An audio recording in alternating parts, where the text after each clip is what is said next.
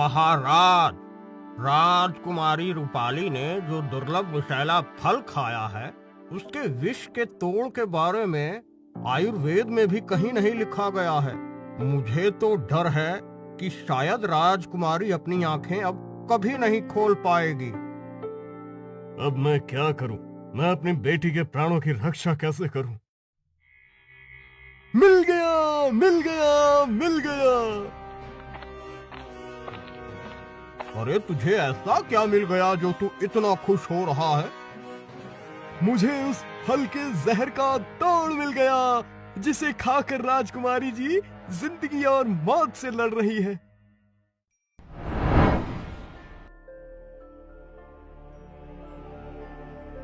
ये सुनहरा अमरूद ही राजकुमारी जी को नई जिंदगी दे सकता है, लेकिन ये कहाँ मिलेगा इसकी कोई जानकारी नहीं है। अगर सुनहरा अमरूद मेरी बेटी को नया जीवन दे सकता है, तो मैं उसे ढूंढने के लिए आकाश पाताल एक कर दूंगा। महाराज, आपको जो भी करना है शीघ्र कीजिए, क्योंकि जिस गति से राजकुमारी जी पर उस जहरीले फल का जहर असर कर रहा है, उस हिसाब से उनके पास केवल 15 दिनों का समय और बचा है। आज अमावस की रात है, इसका मतलब आने वाली पूर्णिमा की रात या तो राजकुमारी जी की आखिरी रात होगी या उनके जीवन का चांद निकलेगा।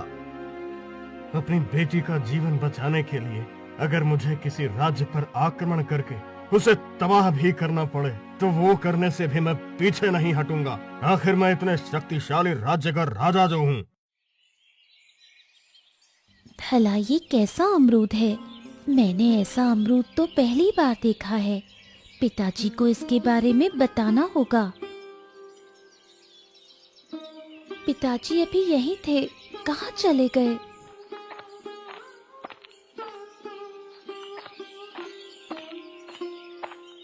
पिताजी, आप यहाँ हैं? मैं कब से आपको ढूंढ रही हूँ। क्या हुआ पुत्री? मुझे ढूंढने की कोई खास वजह है क्या?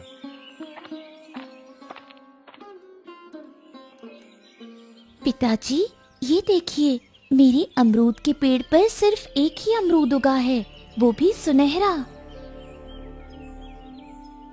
भला ऐसा कैसे हो सकता है? मैं जानता हूँ कि ऐसा कैसे हुआ है। इसका मतलब है कि हमारे दादा परदादा जो कहा करते थे, वो बात सत्य थी। कौन सी बात महाराज? वो कहा करते थे कि हमारे राज्य में जमीन के अंदर एक सुनहरे पानी की नदी बहती है, जिसका पानी अमृत के समान है, लेकिन उस तक इंसान नहीं पहुंच सकता। सिर्फ पेड़ पौधों की जड़ें ही उस तक पहुंच सकती हैं, और जिस भी पेड़ की जड़ें उस सुनहरे पानी तक पहुंच जाती है, उसके फल सुनहरे होते हैं। आज तक हम उनकी बातों को सिर्फ किस्से कहानियां ही मानते थे, लेकिन ये सुनहरा फल देखकर हमें यकीन हो गया कि उनकी बातें सच थी। तब तो फिर अवश्य सुनहरे अमरूद की कुछ खासियत भी होगी। हाँ बिल्कुल, ये सुनहरा अमरूद किसी भी बीमारी को ठीक कर सकता है और हर तरह के जहर को काटने में सक्षम है। लेकिन पुत्री, तुम राजमहल वापस जाओ, मैं मंत्री जी से उद्यान के बारे में कुछ बात करके आता हूँ। सुनहरे अमरूद को सिर्फ वही खा सकता है जो इसे पहली बार देखता है। अगर इसे उसके अलावा कोई और खाता है, तो इसे पहली बार देखने वाले की आधी उम्र उसके पास चली जाती है। ये तो बहुत बड़ी समस्या हो गई महाराज। हमारे सामने इससे भी बड़ी समस्या खड़ी हो गई है। कौन सी समस्या महाराज? नव्या ने सबसे पहले सुनहरे अमरूद को देखा है, तो अगर पकने से पहले सुनहरे अमरूद को तोड़ा गया या पेड़ को काटा गया, तो उसी वक्त नव्या की मौत हो जाएगी। लेकिन मेरी समझ में ये नहीं आ रहा है कि पता कैसे चलेगा कि सुनहरा अमरूद पक चुका है या नहीं। आज अमावस्या है ना मंत्री जी? जी महाराज। तो फिर यह सुनहरा अमरूद आज से ठीक 15 दिन बाद, जब पूर्णिमा का चांद आसमान में ठीक अमरूद के पेड़ के ऊपर आएगा, तब सुनहरा अमरूद पूरी तरह पक जाएगा। उसके बाद यदि इसे नव्या खाएगी, तो उसकी आयु बढ़ जाएगी, और यदि उसे किसी भी तरह की बीमारी होगी, तो वो ठीक भी हो जाएगी। परंतु यदि नव्या के अलावा किसी और ने सुनहरा अमरूद खाया, तो 15 दिन बाद जो होगा वो होगा, लेकिन अभी सुनहरे अमरूद की रक्षा करनी होगी। मंत्री जी, सेनापति से कहकर दिन रात इस अमरूद की सुरक्षा करने का बंदोबस्त कीजिए। जो आपकी आज्ञा महाराज। तुम बहुत शीघ्र ठीक हो जाओगी। मैंने सैनिकों को सुनहरे अमरूद की तलाश में इस राज्य में ही नहीं बल्कि दूसरे राज्यों में भी भेज दिया है।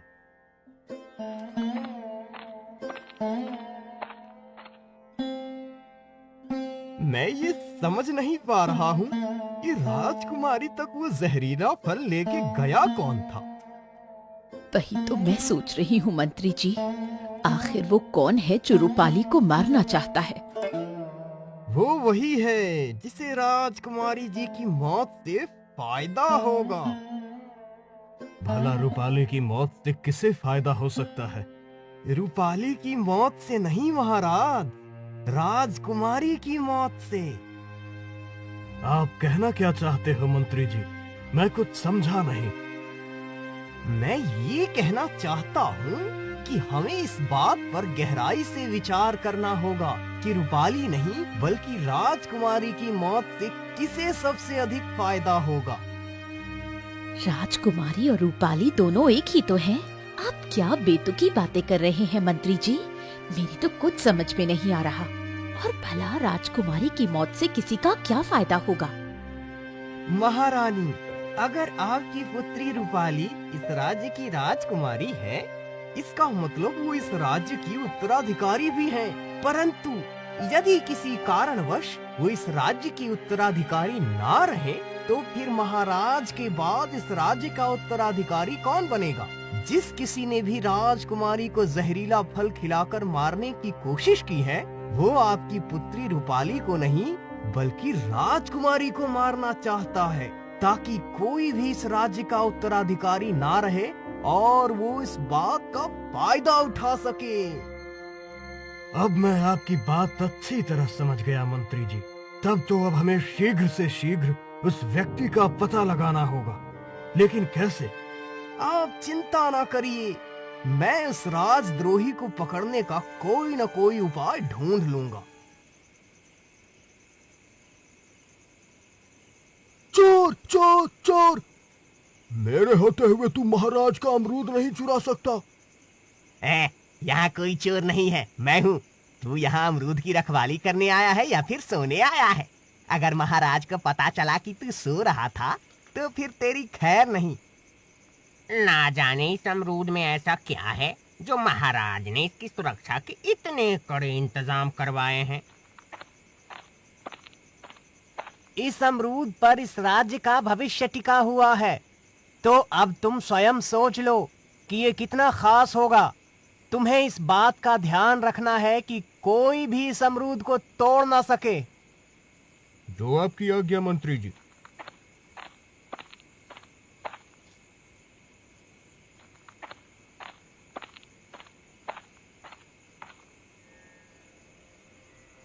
क्या बात है जी, आजकल आपको घर आने में इतनी देर क्यों हो जाती है?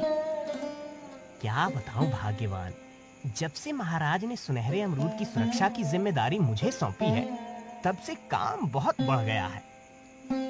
आप किस सुनहरे अमरूद के बारे में बात कर रहे हैं जी? इसका मतलब आने वाली पूर्णिमा की रात तक राजकुमारी नव्या के प्राण संकट में रहेंगे। तुमने बिल्कुल ठीक कहा।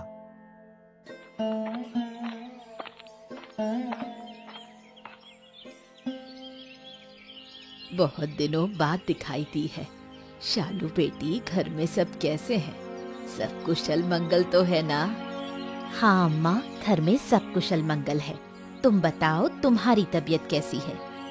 उम्र के हिसाब से मेरी तबीयत तो ठीक ही है। अरे तू सुना, क्या राजकुमारी के बगीचे में एक सुनहरा अमरूद लगा है? अम्मा, मैंने सब सुना है। मैं तो ये भी जानती हूँ कि उस सुनहरे अमरूद से क्या होगा। कौन हो सकता है वो जिसे राजकुमारी रूपाली की मौत से फायदा होगा? कहीं वो महामंत्री प्रकाश तो नहीं? मुझे लगता है रूपाली को जहरीला फल देने वाला कोई और नहीं बल्कि मेरा छोटा भाई प्रताप है, क्योंकि एक वही है जिसे उसकी मौत से सबसे ज्यादा फायदा होगा। राजकुमारी को जहरीला फल देने वाला कौन है? क्योंकि उसका मकसद राजकुमारी को सिर्फ मारना नहीं बल्कि कुछ और भी है। बस अब 10 दिन और बाकी हैं।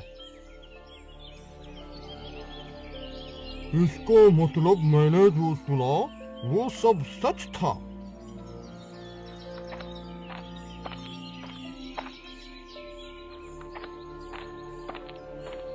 तो इतने दिनों बाद यहाँ आया है तो जरूर कोई अच्छी खबर ही लाया होगा।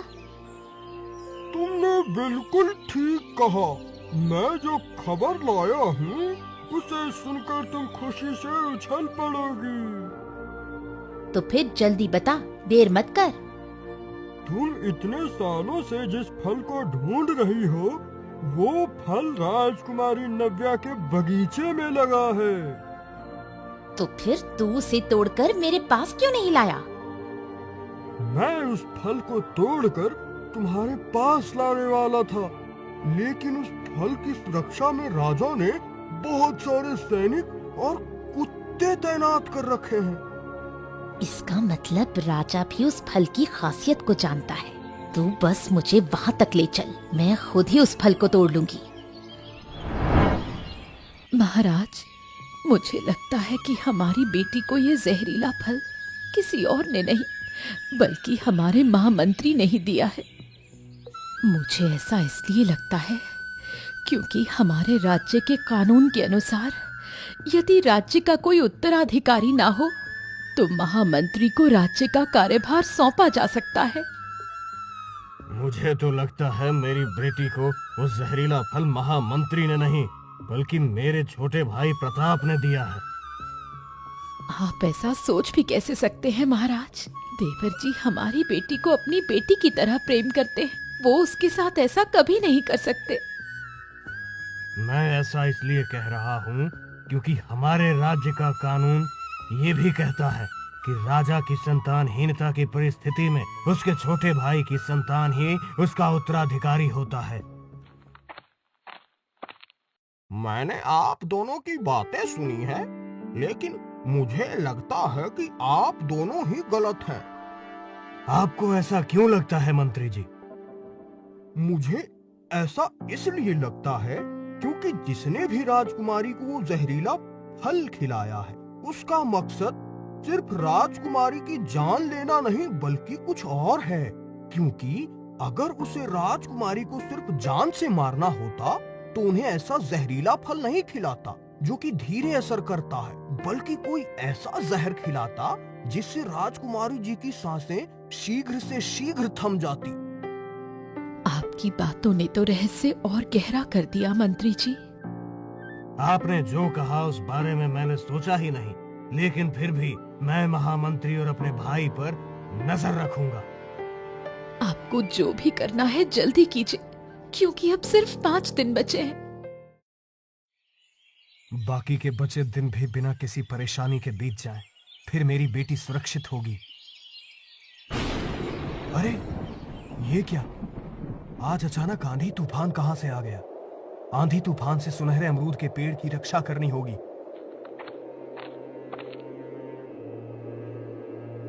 सैनिकों, पेड़ को मजबूती से पकड़े रखो।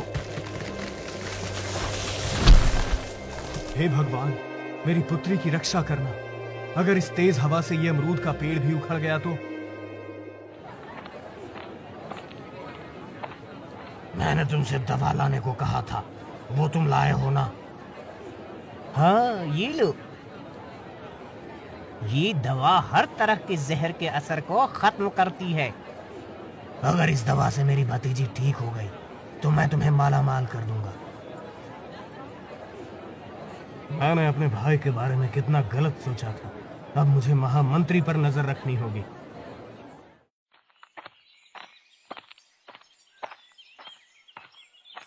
महाराज, अब सिर्फ 3 दिन और बचे हैं, लेकिन अब तक न सुनहरे अमरूद की कोई जानकारी मिली है न कुछ पता। ना जाने अब क्या होगा। महाराज, हमारे सैनिकों ने सुनहरे अमरूद के बारे में पता कर लिया है। तो फिर जल्दी बताओ, वो कहाँ है? वो हमारे पड़ोसी राज्य के राजा हितेश की बेटी के बगीचे में लगा है। हमारे सैनिकों ने राजा हितेश के राज्य के लोगों को उस सुनहरे अमरूद के बारे में बातें करते हुए सुना है। मंत्री जी, अभी राजा हितेश के पास जाओ और उनसे सुनहरा अमरूद मांग कर ले आओ। और अगर वो इनकार कर दें तो उनसे कहना कि युद्ध के लिए तैयार रहें।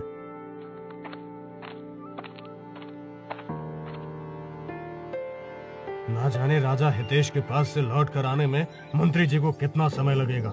मैं भी उनके पीछे पीछे जाता हूँ तो अच्छा रहेगा। सेना लेकर आप भी मेरे साथ चलो सेनापति जी। जैसी आपकी आज्ञा महाराज। यही है वो जगह जहाँ वो सुनहरा अमरूद लगा है। अब तुम सोचो कि इतनी कड़ी सुरक्षा को भेद के सुनहरा अमरूद कैसे हासिल करना है।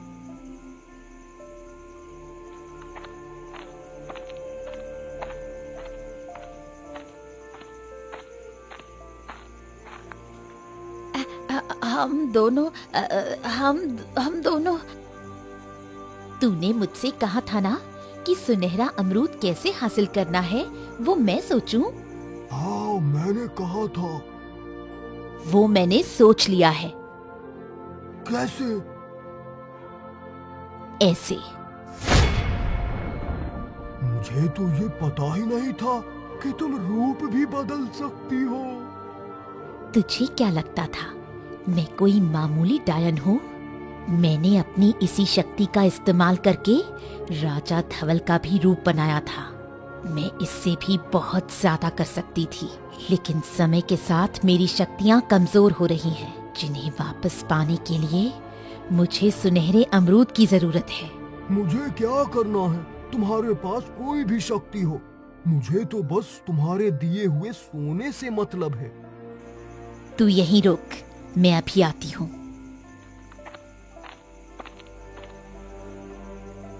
मैंने इस फल को पाने का कितना लंबा इंतजार किया है, अब और इंतजार नहीं होता। तुम सब महाराज पर क्यों भौंक रहे हो? सैनिकों, मुझे सुनहरा अमरूद तोड़ कर दो। मैंने पहले जो भी कहा था वो भूल जाओ, और जो अभी कहा वो करो, नहीं तो ठहरो, ऐसा मत करो। ये हमारे सामने दो महाराज कैसे आ गए? नहीं नहीं, मैं असली हूँ। तुम मेरी बात मानो और वो फल तोड़कर मुझे दो। कौन असली है कौन नकली, इसका फैसला अभी करता हूँ। ये कुत्ते महाराज की सुगंध पहचानते हैं। मुझे छोड़ दे राजा, नहीं तो तेरे लिए अच्छा नहीं होगा। तुम कौन हो और तुम्हें सुनहरा अमरूद क्यों चाहिए? मैं कौन हूँ तुझे कभी नहीं बताऊंगी। तू नहीं तो तेरा साथी तेरे बारे में जरूर बताएगा। मुझे देखकर वो यहाँ से भाग गया है। सैनिकों, इसे आम के पेड़ से बांध दो और इसके साथी को ढूंढकर दोनों को कल सुबह राज दरबार में पेश करो। जैसी आज्ञा महाराज। महाराज, आपको पता कैसे चला कि नव्या के उद्यान में कोई घुसा है? मैं रात में राजमहल की छत में खड़ा उद्यान की तरफ देख रहा था, तभी मुझे वहां कुछ हलचल होती दिखाई दी। मैं उसी के बारे में पता करने वहां गया तो मुझे तभी उन दोनों के बारे में पता चला। आप कौन हैं और कहां से आए हैं? मैं राजा धवल का मंत्री काशी हूँ और यहाँ उनका संदेश वाहक बनकर आया हूँ। कहो, राजा धवल का क्या संदेश लाए हो? उन्होंने कहा है कि आपकी बेटी के उद्यान में जो सुनहरा अमरूद लगा है वो तोड़कर चुपचाप आप मुझे दे दें, वरना युद्ध के लिए तैयार रहें। मैं राजा धवल की धमकी से डरने वाला नहीं हूँ। मैं वो सुनहरा अमरूद किसी भी कीमत पर तुम्हें नहीं दूंगा।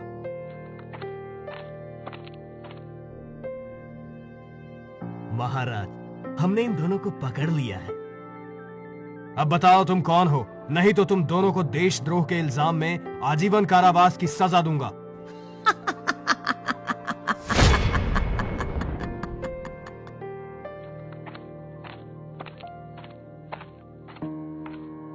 अब आप कौन हैं और यहाँ क्यों आए हैं? मैं हूँ राजा धवल और ये मेरे ही मंत्री हैं। अच्छा, तो वो आप हैं जिन्हें सुनहरा अमरूद चाहिए। इतने सारे लोग सुनहरे अमरूद के पीछे पड़े हैं। भला आप सबको सुनहरा अमरूद क्यों चाहिए? अब तुम दोनों भी बता दो, नहीं तो आजीवन कारावास में रहना पड़ेगा। महाराज, ये एक डायन है। इसे अपनी खोई शक्तियां वापस लाने के लिए वो सुनहरा अमरूद चाहिए। मैंने सब सच बता दिया। मुझे कारावास में मत डालना। इस डायन को तो मैं सुनहरा अमरूद किसी भी कीमत में नहीं लेने दूंगा। आप भी मुझे क्षमा करना, मैं वो आपको भी नहीं दे सकता। ये जानते हुए कि उस अमरूद से मेरी पुत्री की जान बच सकती है, उसके बावजूद आप उसे देने से मना कर रहे हैं। अब आप युद्ध के लिए तैयार रहिए।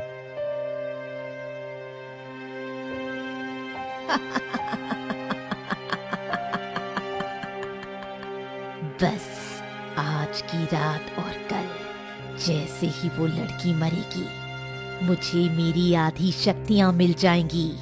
उसके बाद तू खुद मुझे वो सुनहरा अमरूद लाकर दे देगा। तुम क्या कह रही हो? तुझे क्या लगता है तेरी बेटी को वो जहरीला फल खाने को किसने दिया था?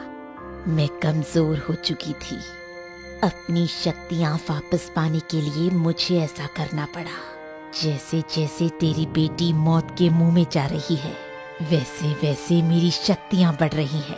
उसके मरते ही मेरी शक्तियां वापस लौट आएंगी। उसके बाद मैं तुम दोनों के राज्य को तबाह कर दूंगी। लेकिन तुमने मेरी पुत्री को ही वो जहरीला फल क्यों खिलाया? क्योंकि तेरी बेटी पूर्णिमा की रात को जन्मी थी, इसलिए। पिताजी, अगर ऐसी बात है तो सुनहरा अमरूद रूपाली को खिला दीजिए। अगर मेरी आधी जिंदगी से हमारा राज्य और रूपाली की जिंदगी बच सकती है तो मैं अपनी आधी जिंदगी देने के लिए तैयार हूँ। मुझे नहीं पता था कि मेरी पुत्री बड़ी हो चुकी है। अगर तुम ऐसा चाहती हो तो फिर पूर्णिमा की रात को जब सुनहरा अमरूद पक जाएगा, तब मैं उसे राजा धवल को सौंप दूंगा। नहीं, तू ऐसा नहीं कर सकता। अगर तूने ऐसा किया तो मैं मर जाऊंगी।